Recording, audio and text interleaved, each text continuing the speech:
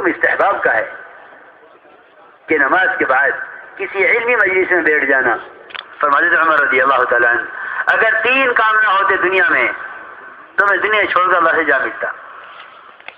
حضرت عمر فرماتے تھے اگر 3 کام دنیا میں نہ ہوتے تو میں دنیا چھوڑ کر اللہ سے جا ملتا. دنیا میں 3 کاموں کے لیے جی رہا ہوں. سب سے پہلا کام یہ فرمایا اللہ کے راستے میں پھرنا. لوگ کہتے ہیں یہ بھی کوئی کام ہے. حضرت فرماتے ہیں اگر یہ 3 کام نہ ہوتے تو میں دنیا میں رہنا پسند نہ کرتا. دنیا میں رہتا ہوں ان 3 کاموں کی وجہ سے. پہلا کام اللہ کے راستے میں پھرنا. دوسرا کام اللہ کی زمین پر لمبے لمبے سجدے کرنا. اور تیسرا کام علم کی مجلسوں میں جم کر بیٹھنا اور علم کی باتوں کو چن چن کر اپنے اندر اس طرح پیدا کرنا جس طرح عمدہ کھجوریں چن چن کر کھائی جاتی ہیں. حضرت عمر کا قول ہے. تو میں نے عرض کیا میں آپ حضرات سے بڑی یعنی لجاجت سے عرض کر رہا ہوں کہ اللہ کے واسطے اپنے طریقہ کار کو رواج سے بچا کر سنت کی طرف لاؤ. اپنے کام کو رواج سے بچا کر سنت کی طرف لاؤ.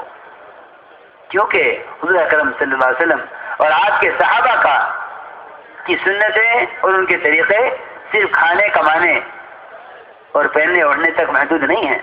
میری بات یاد رکھنا.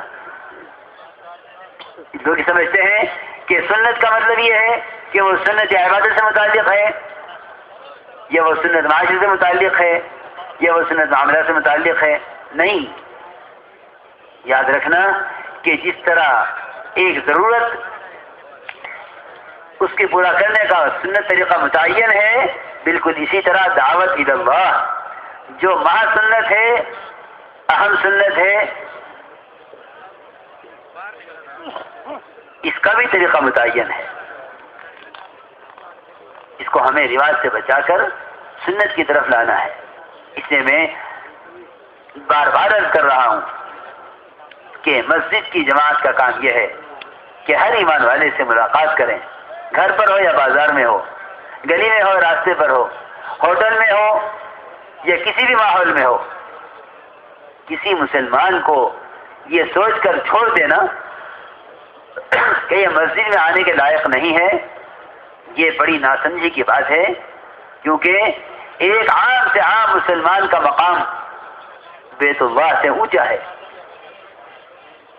اور ساری دنیا کی مسجدیں بیت اللہ کے تابع ہیں. ایک عام سے عام مسلمان کا مقام بیت اللہ سے اونچا ہے. ہر ایمان والے کو مسجد کے ماحول میں آنے پر آمادہ کرنا اور مسجد کے ماحول میں لا کر بات کرنا یہ مطلوب ہے, یہ اصل ہے. میری بات یاد رکھنا, ملاقات برائے ملاقات نہیں ہے. ملاقات تو اللہ کی طرف لانے کے لیے اور تربیت کے ماحول تک پہنچانے کے لیے ہے. حدیث میں آتا ہے اللہ تعالی مسجد میں آنے والے سے اس سے بھی زیادہ مل کر خوش ہوتے ہیں جتنا کوئی اپنے دوست سے مدت کے بعد مل کر خوش ہوتا ہے. آپ غور کریں, جب آنے والے سے مل کر, حدیث میں لفظ ہے یہ تبشبش, اللہ کو بشاشت ہوتی ہے, خوشی ہوتی ہے. آنے والے کے لیے بشاشت کا ہونا یہ نہیں چہرہ کھل جاوے ملاقات کر کے, اسے کہتے ہیں بشاشت. کہ حدیث میں ہے کہ اللہ تعالیٰ مسجد میں آنے والے سے مل کر اس طرح خوش ہوتے ہیں جیسے کہ اپنے دوست سے مدت کے بعد مل کر خوش ہوتا ہے. اور یہ بات یاد رکھنا کہ مسجد کے ماحول میں جو بات سمجھ میں آئے گی وہ باہر کسی میں, کیا آپ حضرات کو اشکال نہ ہو, کسی اچھے سے اچھے ماحول میں وہ بات سمجھ میں نہیں آ سکتی جو بات مسجد کے ماحول میں سمجھ میں آئے گی. طفیل بن عمرو دوسی رضی اللہ عنہ ایک صحابی ہیں. میں بتاتا ہوں کہ آپ کی دعوت کا اثر کیوں تھا. جب یہ آئے مکہ مکرمہ, اہل مکہ نے کہا طفیل نہ محمد صلی اللہ علیہ وسلم کی بات سننا نہ ان سے بات کرنا, جو ان کی بات سنتا ہے ان کا ہو جاتا ہے. نہ ان سے بات کرنا نہ ان کی بات سننا. فرماتے طفیل ابن عمر دوسی رضی اللہ عنہ کہ میں نے اپنے کان روئی سے بند کر لیے کہ میں آپ کی بات سننا نہیں چاہتا. کان بند کر لیے، میں آپ کی بات سننا نہیں چاہتا تھا. فرماتے ہیں کہ میں کانوں کو بند کر کے مسجد حرام میں داخل ہوا. حضور اکرم صلی اللہ علیہ وسلم کعبے کے پاس نماز پڑھ رہے تھے. مسجد میں آ کر میرے دل نے کہا اندر سے کہ طفیل تجھے ان کی بات سننی چاہیے. فرماتے ہیں میں نے کانوں سے روئی نکالی، حالانکہ اتنی ضد تھی آپ کی بات سے کہ کانوں میں روئی ڈال کر آئے تھے کہ میں کوئی بات سننا نہیں چاہتا. لیکن فرماتے ہیں کہ مسجد میں داخل ہوا اور بات سنی، اور بات سن کر اسلام قبول کیا، اور فوراً عرض کیا کہ یا رسول اللہ میں میرے قوم کو جا کر دعوت دیتا ہوں. ایک بات تو اس میں یہ سمجھ لینا،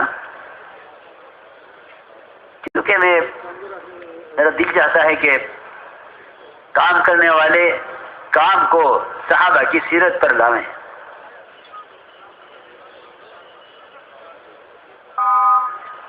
حضور اکرم صلی اللہ علیہ وسلم کے پاس وقت ثقیف آیا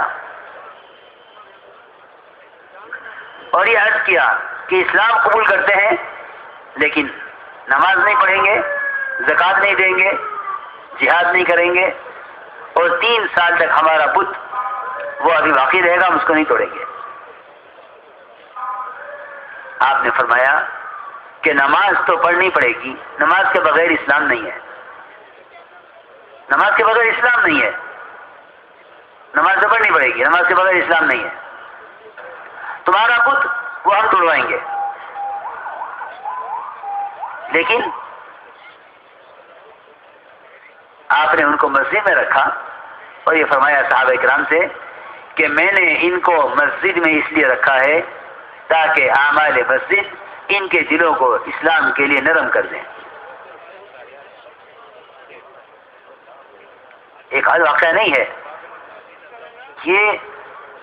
دیکھو میرے عزیزوں، اس کام کا طریقہ محنت حیات الصحابہ